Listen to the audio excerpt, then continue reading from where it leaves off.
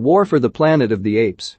15 years earlier, the ALTS 113 virus, also known as the simian flu, spread across the globe, leading to a rise of intelligent apes. Their leader, Caesar, Andy Serkis, had tried to maintain peace between the apes and humans until Toby Kebbell, betrayed the apes and brought on the dawn of a new conflict. Now, Caesar and his clan are hiding out in a command base in the Muir Woods, while a ruthless special forces colonel of the military faction Alpha Omega is out to get them. The humans and apes are now caught up in all-out war. A team of soldiers quietly move through the woods to locate the apes.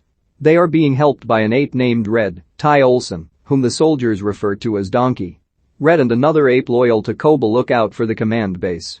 The soldiers launch their attack on the base by opening fire, but the apes retaliate with great force, hurling spears and shooting at soldiers as they ride on horses. Red, along with several surviving soldiers, are captured. Caesar decides to spare them and send them back to their camp, unharmed, to send the message that the apes are peaceful. Red, meanwhile, escapes from the hold of Winter, Alex Paunovic, and runs back to the camp. Caesar's son Blue Eyes, Max Lloyd Jones, returns home to his family and his mate Lake, Sara Canning. Caesar rejoins his wife Cornelia, Judy Greer, and youngest son Cornelius, Devon Dalton. Caesar and his friends discuss a plan to move the clan away from the woods and toward a new home. That night, as the apes are asleep, several Alpha Omega soldiers, led by Colonel McCullough, Woody Harrelson, stalk the command base. The soldiers are killed, but McCullough shoots and kills Cornelia and Blue Eyes, having intended to kill Caesar. Caesar finds his family dead and leaps after McCullough as he gets away through the waterfall. McCullough then severs the rope and lets Caesar fall. Caesar returns to his base and has the other apes search for Cornelius. Thankfully, Caesar finds him safe. He places his son in Lake's care as he heads off to find McCullough, while the rest of the apes head toward the desert in search of their new home. Caesar is followed by Maurice, Karin Konoval, Rocket, Terry Notary, and Luca, Michael Adamthwaite. Caesar refuses to allow them to join him, but they insist as they want to protect their leader. The four apes come across a military camp. They find Winter, who has defected to the humans' side after Red promised he would be spared if Winter let him go, which lead Red to tell McCullough where to find the apes. Caesar interrogates Winter and learns that McCullough and his army are talking about heading toward a border. The apes then see that the humans are close. Caesar puts his hand over Winter's mouth to keep him quiet, and he ends up leaving him unconscious. At night, Caesar has a nightmare about Kebbell, who appears bloody and more scarred than before. He repeats to Caesar his final words, "Ape, not kill ape." The apes continue heading forward. They encounter a lone man who attempts to shoot them, but Caesar kills him first. They enter his home and find a little girl, later named Nova, Amaya Miller, lying in bed. Although she appears frightened, Maurice gently hands her a doll. Nova tries to speak, but is unable to. The apes proceed to continue their journey, but Nova steps out and sees the dead man. He was possibly her father. Despite Caesar saying they cannot take her, Maurice says he cannot leave her there either. The apes and Nova pass through the snowy mountains. They find the bodies of 3 soldiers shot in the snow. One of them is still alive, but is slowly dying. Caesar asks him why he was shot, but the soldier cannot speak, just like Nova. Maurice points out that the man will die of his wounds, so Caesar puts him out of his misery. As the apes are looking around the area, a small creature in a jacket steals a rifle and one of the horses. The apes chase after the creature until they corner it in an abandoned building.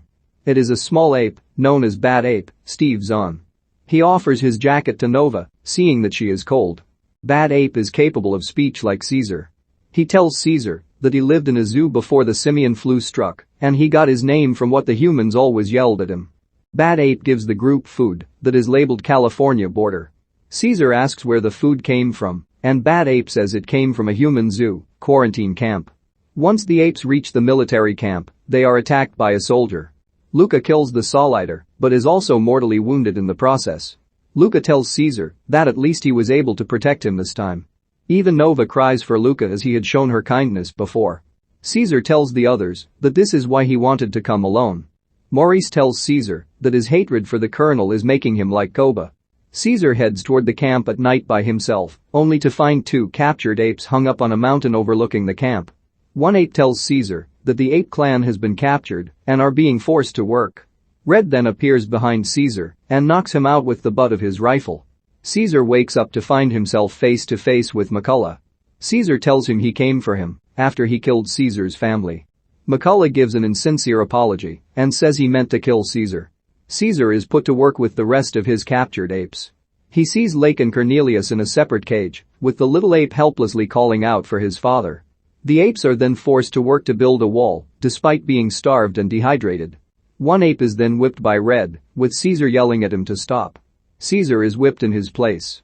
McCullough demands that Caesar tell the apes to continue working even as Caesar pleads for him to give them food and water. McCullough kills one ape and prepares to kill more, but Lake and the other apes continue to work for Caesar's sake. Red and a soldier called Preacher, Gabriel Chaveria, escorts Caesar to McCullough's office in chains. Caesar once again tells the colonel to give the apes food and water. He tells McCullough that he has no mercy. The colonel hits back that Caesar had shown up with the intention to kill him, but Caesar responds that he did show mercy by sparing his soldiers. McCullough then tells Caesar about his son, who was a soldier in his army until he was affected by the simian flu and began to lose his voice, along with other soldiers. McCullough killed his son and those soldiers as he knew they were regressing into a primitive state. He then explains that the wall is meant for another military force that is coming for him to put an end to his radicalized faction. The captured apes are given food and water, except for Caesar. He has another hallucination of Koba, who tells Caesar to join him. Meanwhile in the distance, Maurice, Rocket, Bad Ape, and Nova are seeing what's going on in the camp. Nova walks into the camp and approaches Caesar's cage. She gives him food and water, as well as the doll that Maurice gave her. The soldiers are approaching, and, fearing that they will kill Nova, Rocket steps in as a distraction to allow her to get away. The soldiers capture Rocket and McCullough picks up Nova's doll, which is now stained with blood. Maurice and Bad Ape find a way to sneak into the camp via an underground tunnel. They proceed to dig through, but stop when they hit a water source, fearing it will flood the tunnel. They manage to seal off that part to prevent the flooding. Caesar and Rocket work together to find a way to make it to the other cage to save the ape children, while Maurice and Bad Ape dig their way to the camp. Rocket creates a diversion by flinging poo at one of the guards before Bad Ape pulls him underground. The apes get the children out and make it through the tunnel to get away from the camp. Caesar embraces Cornelius upon seeing him again. Before leaving, Caesar admits to Rocket that he is like Koba because he cannot let go of his hatred for the colonel. He heads back to McCullough's office to finish his mission. Soon, the rival military force begins attacking the camp, launching rockets at the soldiers while they fire back. Caesar makes it to McCullough's office and finds him drunk. He tries to speak, but he has lost his voice too. Caesar grabs a gun, and the colonel takes Caesar's hand to hold it to his head, ready for Caesar to pull the trigger. However, Caesar cannot bring himself to do so. McCullough grabs the gun and shoots himself in the head. In the midst of the chaos, the other apes have gotten away, while Caesar tries to rejoin them. He grabs a grenade belt and tries to throw one at a leaking fuel tank, but he is shot with an arrow by Preacher. Red sees this as one of the soldiers is demanding a grenade launcher from him. Red turns on the humans and fires a grenade at Preacher before he finishes Caesar. Red is then shot dead after redeeming himself. Caesar grabs the grenade and finishes the job, destroying the tank and blowing up the whole facility as he gets away through the tunnel. Caesar reaches the apes as the other militants cheer the fall of Alpha Omega's camp. Some soldiers spot Caesar and are prepared to shoot him until an avalanche starts coming down.